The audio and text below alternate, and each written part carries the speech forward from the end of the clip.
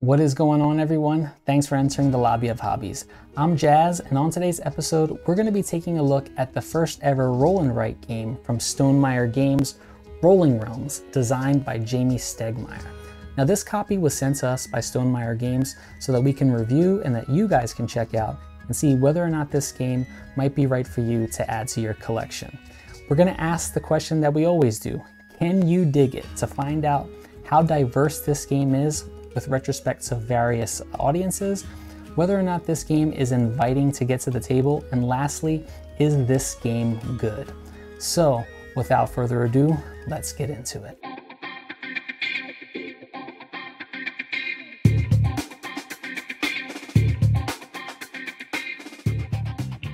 All right. Now, Rolling Realms is designed as a 1 to 6 player game out of the box, but is infinitely scalable if you have multiple copies of the game. Now, this game originally was a print and play version designed by Jamey Stegmaier at the beginning of the COVID pandemic when the stay-at-home orders were put into place. He was looking to design a game that players can play over video conference with their friends and family throughout the world. He was even hosting live streams of the print and play version as he was changing it and refining it throughout its iterations. And finally, we actually have a production copy of the game. So I'm briefly going to kind of show you what comes in the game, quickly talk over how games and rounds work. But if you want to see a playthrough of one round, I did a live stream of that, and I'm going to link it in this card here. As well, if you want to see a full how to play video, you can head over to Rodney Smith's Watch It Played channel, and I'm going to put a card here for that as well, and down in the description below I'm going to let a link for that. So in the game, you're going to get a deck of cards. There's enough for 6 players. You're going to get some dry erase markers. You're also going to get 2 dice. You're going to get a deck of solo cards for the solo mode, and you're going to get a little eraser pad for the various cards. These cards are dry erase cards that you're going to write on, and there's various colors for the players.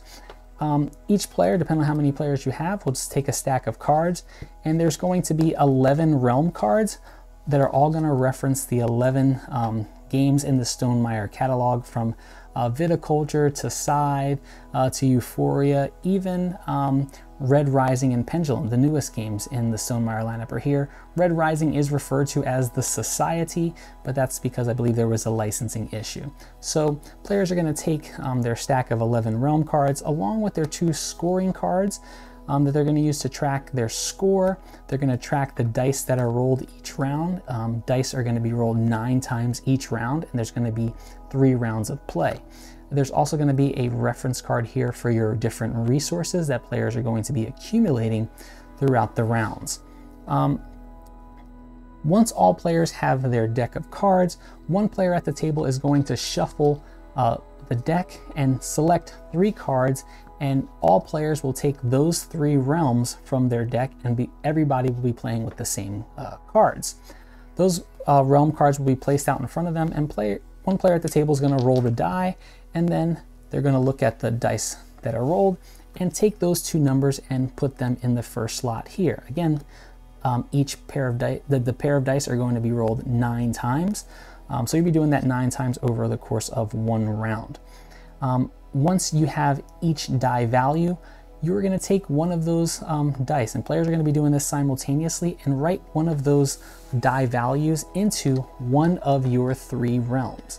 And then your second die value, you're going to be placing in one of the other 2 unused realms. Now again, you're going to be placing 2 die values in 2 different realms. You will be gaining resources throughout the game, and the resources are going to be in the form of pumpkins, hearts, and coins. The resources are going to be used for different things, such as changing the value on the dice, and even gaining potentially a 3rd virtual die that can be used in the 3rd unused realm. You're going to be even able to do things like place a die value in a realm that was already used during the round to kind of mitigate how you're going to score. Players are not only going to be gaining resources, but they're going to potentially, with each realm, be able to score up to 6 stars. So you can potentially get a perfect score of 18 actually more than 18, and I'm gonna show you that shortly, but 18 stars in each round. And any unused resources that are still on your card, you're going to be able to add those points to your stars, but those are gonna get added in the form of decimal points. So for example, 5 unused resources is going to be 0.5 points to your star total. After that round, you will record your score. Players will then discard or push over those 3 used realms. Another player at the table will shuffle the remaining cards in front of them, select 3 new realms for round 2, and then another player will do that for round 3. After 3 rounds, players will tally up their score, and whoever has the most points wins. There also is a solo mode. Now the solo mode is going to be played in the form of like a little campaign miniature golf game, where each hole in this, there's an 18-hole course, is going to have a specific set of realm cards that have to be used for that hole, as well as a specific rule change to the actual game. So for example, in hole 1, instead of using 9 turns, you have to complete the objective of scoring at least 8 stars in 7 turns. So each hole is going to be slightly different in its rules change, and also the score of stars that is needed to successfully complete the task. Like golf, or even miniature golf, there is going to be a par that's going to be set up for each hole. Some might be a par 1, or some might be as high as a par 3. Now, that number means you have that many tries to successfully complete the objective of that hole. If you do, then you move on to the next hole. You have a limited number of tries you can get. So your max tries is 4. After your 4th try, if you are unsuccessful, you automatically score a 5 for that hole. You're going to be playing again over the course of 18 holes, and you're trying to get a score of a par 36 on the course. So let's again get into this question of, can you dig it? First, starting with the diversity factor. Who is this game for? I want to say this game is something that I'm going to recommend to more experienced gamers and gamers who already have played roll and writes before. If you're new to the roll and write genre, I'm honestly going to recommend something like Silver and Gold, which is more of a polyomino roll and write that does use dry erase cards. But if you're looking for a more entry-level numbers type roll and write, I'm going to recommend something like Welcome To. The only reason I wouldn't recommend this to newer gamers to the roll and write genre, or just new gamers in general, is just because the numbers puzzle in this is really crunchy. It's kind of you know, a lot of thinking involved, a lot of moving parts here. So definitely I wouldn't recommend this as your entry-level one. But what I would say, if this one does catch your interest or pique your interest, I'm going to put down in the comments below, I mean not in the comments, but in the description below, a link to the actual print and play where you can actually try this game with 9 of the 11 realms and just get a set of dice and play the game. You'll be able to see how this game works, and if you find that it's right for you and want a production copy of this game, you can go ahead and do that. But that's what I would recommend. This definitely for more experienced gamers and gamers who have played roll and writes before and also enjoy the Roll and Realms print and play already. Now, how inviting is this game with respect to its table presence, its artwork, its theme, its mechanics? For me, this game is more does well in its mechanics and how it's played, the numbers puzzle that's going on, as well as the theme with the different realms. For example, I think the themes of each card for the realms, for example, viticulture, is similar to what you're doing in the actual viticulture board game, where you're using your dice here to gain you grapes, and then using those grapes to fulfill specific wine orders on the card to score you points. The scythe realm is that top action, bottom action that you would be doing in the action selection portion of the actual board game, Scythe. Now, artwork for me is something that's lacking here. It's super lackluster. I think although you have, you know, the colorful cards, there's really nothing that really stands or pops out that's going to attract somebody to the table.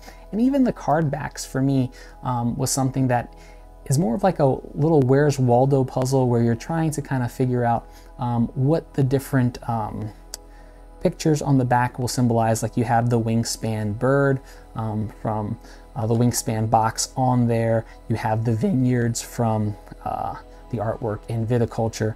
But again, this is more of something that really didn't stand out for me personally. But again, this might be completely different for you. But for me, artwork wasn't the drawing factor on this one. The big question, is this game good? Now for me, I had already enjoyed the print and play. So yes, I did enjoy the gameplay of this. I believe some of the cards are slightly different than the actual print and play, but the rules are pretty much the same from the most recent print and play. For me, what shined and I was really attracted to was the solo mode. Now I'm not a heavy solo gamer at all, but the solo mode here was one that you're not trying to, you know, get a score within a certain range to either be superb or, you know, mediocre in your score. It's all about, you know, trying to achieve a specific goal each round or each hole. And then after you do it, you're on to the next goal and the next one. So it's almost like, I guess, campaign games where you're trying to successfully complete an objective before you can move on to the next one. So for me, what really gravitated me to this game being good was specifically the solo mode, because I was already familiar with how the game plays. So if I'm going to say go out and, you know, really get this game, it's really going to be, does the solo mode attract you? Because you could potentially, if you just want, play this game in a print and play format. And if that's what you want to do, great. But if you enjoy the game and you definitely want a physical copy with the cool dry erase cards and a game that you can just pack in probably a drawstring bag instead of taking the box with you, you can also do that here. So I'd say if this one is for you, check it out. I'm going to put a link down in the description below to the Stonemaier page where you can order or pre-order this game. So that's Rolling Realms from Stonemaier Games. If you have any questions, drop them down in the comments below. Is this something that you've been checking out, something you've been waiting for and are glad that there's finally a production copy? Just let me know below. I'll see you guys on the next episode. Thank you guys for stopping by.